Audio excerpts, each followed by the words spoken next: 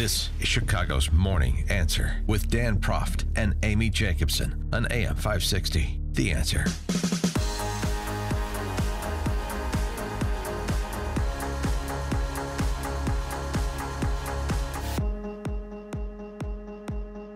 Good morning, Dan and Amy. And on Parkland, Florida, the place where that terrible high school shooting took place yesterday, 17 dead, 15 in the hospital. We've been talking about it all morning. Yeah, and ironically enough, it was voted last month. It was voted the safest city in the state of Florida, and also first baseman for the Cubs, Anthony Rizzo. That's his alma mater. Right. He recently donated $150,000 to their baseball program to get lights so they can play night games. And heavy heart this morning for him and yeah, he tweeted everyone. about it. He tweeted Yeah. a message, right. All right, we're going to get back to a discussion about that atrocity in Florida, but we have to switch gears here for a second, do a little bit of local, because the governor, the worst Republican governor in America, says National Review, and me, Governor Rauner delivered his budget address yesterday, and it wasn't even, even a blip on the news, considering Commander Bauer was shot. Well, right, and of then course. this mass shooting in Florida. Well, that's right, and those are terrible events that should capture people's attention. There's no question. But in addition to that, the state of your state is also something that should capture your attention, particularly when Governor Rauner is proposing, number one, despite what he says, to make the income tax increase permanent. He says he's going to repeal the income tax increase he presided over, but he budgeted for the revenue anticipated from the tax increase. So that's a curious thing. Could it be another betrayal? Oh, that'd be a surprise. No, he doesn't lie. And then the second item is pension push down to local school districts. So you think your property taxes are high now. Wait till your local school districts are financing the unfunded pension liabilities for teachers and staff at the local level. So you may want to pay attention if you care about the value of your home and you're planning on staying in Illinois. For more on the speech and the component parts of Rauner's proposed budget, generally speaking, we're pleased to be joined again by our friend Tom Morrison, Republican State Representative from Palatine. Tom, thanks for joining us. Appreciate it.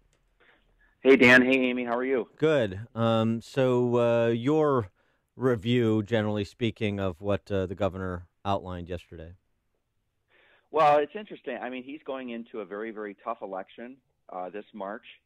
And so I think he tried to hit on some themes that would be popular with his base. He talked about pension reform once again. He talked about expensive government employee health insurance. So, hey, I'm on board with him there. But as you just stated, his budget absolutely relies upon that tax increase. And rather than proposing a budget that would roll back spending, we just continue to double down on the spending. And what about on the pension pickup piece, the pension push down to local school districts? One of the criticisms that was lodged by Ives of that proposal is that the governor pushes down the unfunded liabilities, but he doesn't give local school districts very much power in the process to decide what kind of retirement plans they're going to offer at the local level. And so the whole point of this, right, is to marry responsibility with authority, and it seems that this is just pushing down responsibility. Well, that's the critical thing is you absolutely have to protect taxpayers at the local level. So at least in theory, the governor's right that there needs to be some local accountability. When these salaries are negotiated at the local level, but then pushed on to the rest of the state's taxpayers via the pension system, that's not fair or right or sustainable. The Tribune, in their editorial today, they talked about the golden parachutes that continue. So there have to be reforms put in place that would protect property taxpayers. Furthermore, we need to make sure that the employees themselves are actually paying their portion of their pension payment. In other words, teachers are supposed to pay about 9.4% of their salary into the teacher's retirement system. Right. But in many cases, they've negotiated that the school district pick it up. And who's the school district? That's you and me and our neighbors. And so the only way that I would support that pension, shift is if you had those protections in place. So I find it very hard to believe that a Democrat majority in the legislature would allow that to go through. Do we have $8 or $9 billion in unpaid bills?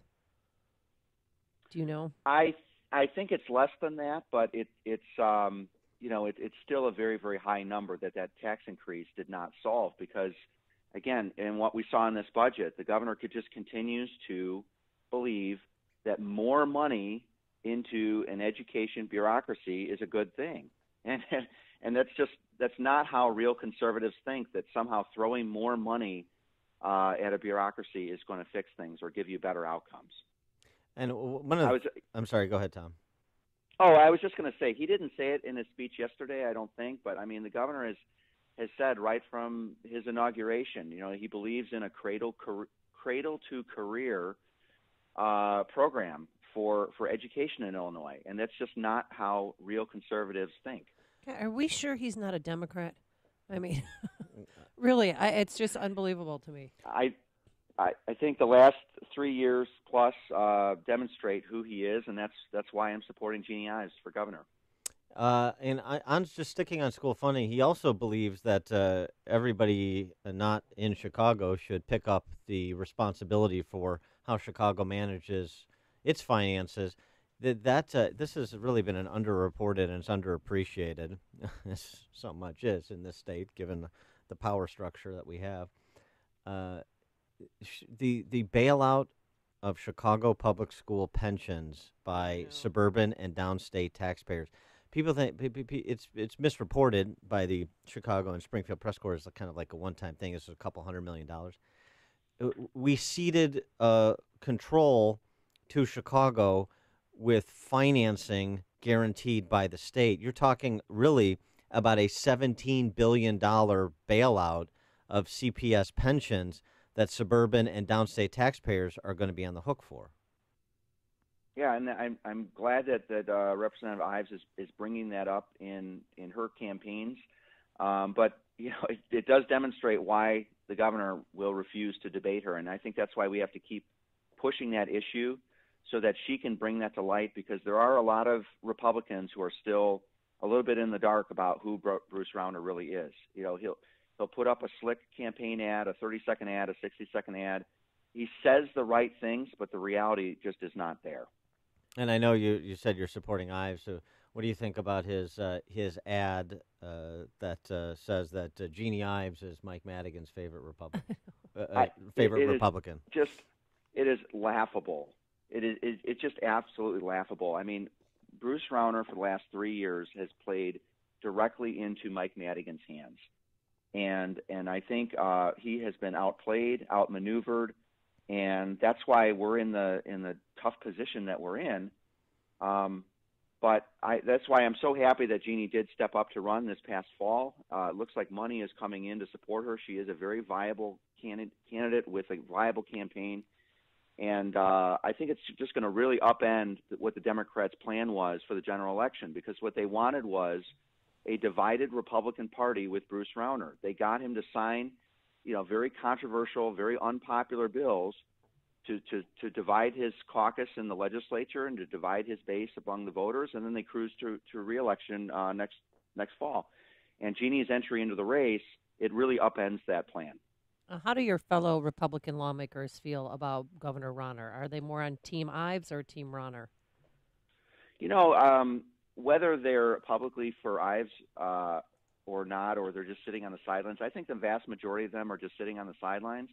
But there's almost universal distrust of the governor, that even from the get-go in 2015, he would come in and, speaking of education, since we've spent so much time on that, back in 2015 when this budget impasse started, he asked all of us to hang together as a caucus, don't vote for any unbalanced budgets that the Democrats would push forward, don't vote for any budgets that were not paired with necessary reforms to reduce the cost of government at the local level and state government. Well, the majority of us we're on board with that. Okay, fine, we'll stick with you.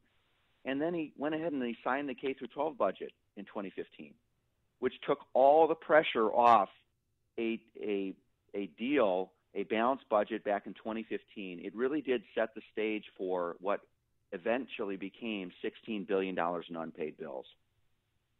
Yeah. And so that was the number one thing that set the stage for the mistrust and the distrust and the shifting negotiations. And, I must have this. Oh, no, I don't need that. And it's just very hard to negotiate with somebody when you don't know where they actually stand on issues.